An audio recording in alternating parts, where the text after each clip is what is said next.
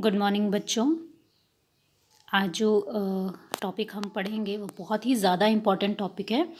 Board exams में इससे questions आते हैं। ठीक है, तो ये टॉपिक है अम्ल और क्षार की अभिक्रिया। हमने इतना पढ़ा कि अम्ल और क्षार दोनों एक दूसरे से बहुत ज़्यादा ऑपोजिट हैं, एक दूसरे के विपरीत हैं, अलग हैं। ठीक है, जब ये दोनों आपस में अभिक्रिया करेंगे तो क्या होगा। हमने अम्ल और क्षारक की अलग अलग अभिक्रिया इससे पहले पढ़ी। ठीक है, जिसमें हमने अम्ल और क्षारक की धातु कार्बोनेट और धातु बाइकार्बोनेट के साथ अभिक्रिया पढ़ी। ठीक है, लेकिन जब अम्ल और क्षारक स्वयं एक साथ अभिक्रिया करेंगे तो क्या उत्पाद हमें उससे प्राप्त होंगे, वो हम इस टॉपिक में देखेंगे। ठीक है, तो यहाँ आप देखिए, यहाँ है देखो अम्ल और यहाँ है क्षारक। ठीक है, तो अम्ल और क्षारक में दोनों आप देखेंगे जब ये अभिक्रिया करेंगे तो ये यहाँ पर लवण का निर्माण करते हैं, साथ ही जल भी बनाते हैं। ठीक है, यही मुख्य अभिक्रिया होती है, इसे आपने याद रखना है।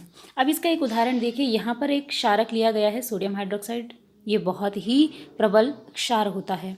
इसके बाद यहाँ पर जो अम्ल लिया गया है वो है HCl हाइड्रोक्लोरिक अम्ल, ये भी बहुत प्रबल अम्ल होता है। इन दोनों के मिलने से आप देखेंगे, इन दोनों के मिलने से हमें लवण, यहाँ जो लिखा हुआ था कि हमें लवण प्राप्त होगा, ये देखिए यहाँ पर हमें ये लवण NaCl ये प्राप्त हुआ है। इसी प्रकार से हमें यहाँ पर H2O, ठीक है, लास्ट में यहाँ पर लिखा हुआ दिख रहा है H2O, ये भी हमें प्राप्त होता है जो कि जल है। इस अभिक्रिया को जो अम्ल तथा क्षार के मध्य पे होती है, इस अभिक्रिया को हम कहते हैं उदासीनीकरण अभिक्रिया। बहुत इम्पॉर्टेंट टॉपिक है ये उदासीनीकरण अभिक्रिया का। ठीक है, एग्ज़ाम में ये कई बार पूछा जाता है। नेक्स्ट है, इसमें टॉपिक आता है वो है अम्ल और क्षार। जब हम इन दोनों की अभिक्रिया कराते हैं धातु ऑक्साइड अम्ल की और क्षार की कराते हैं अधातु ऑक्साइड के साथ, तो हमें जो मुख्य उत्पाद प्राप्त होते हैं वो वापस से लवण ही प्राप्त होते हैं और इनके साथ में लास्ट में हमें जल की प्राप्ति भी होती है। इस वजह से हम ये कह सकते हैं कि जो धातु ऑक्साइड हैं वो प्रकृति में क्षारीय होते हैं और जो अधातु ऑक्साइड होते हैं इनकी प्रकृति अम्लीय होती है। अगेन 1 नंबर का क्वेश्चन है, बहुत इंपॉर्टेंट टॉपिक है ये भी। नेक्स्ट है आता है इसमें देखिए अम्लीय विलयन द्वारा विद्युत धारा।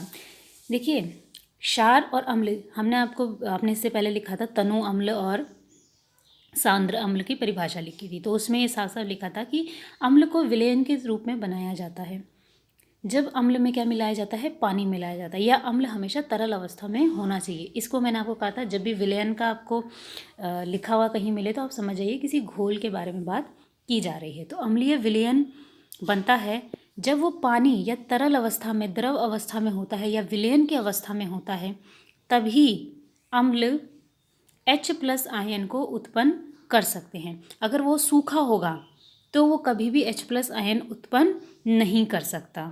ठीक है, तो H+ आयन तभी उत्पन्न होंगे जब वो विलयन की अवस्था में होंगे, और जब H+ आयन उपस्थित होंगे तभी अम्ल के घोल से आसानी से विद्युत धारा उत्पन्न की जा सकती है।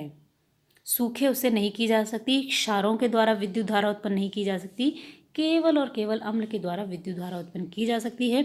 वो भी कब, जब उसका विलयन बना हो, यानी वो तरल अवस्था में हो, तब क्या होता है, उससे H+ आयन उत्पन्न होते हैं और जिस कारण क्या होती है, विद्युत धारा उत्पन्न हो जाती है।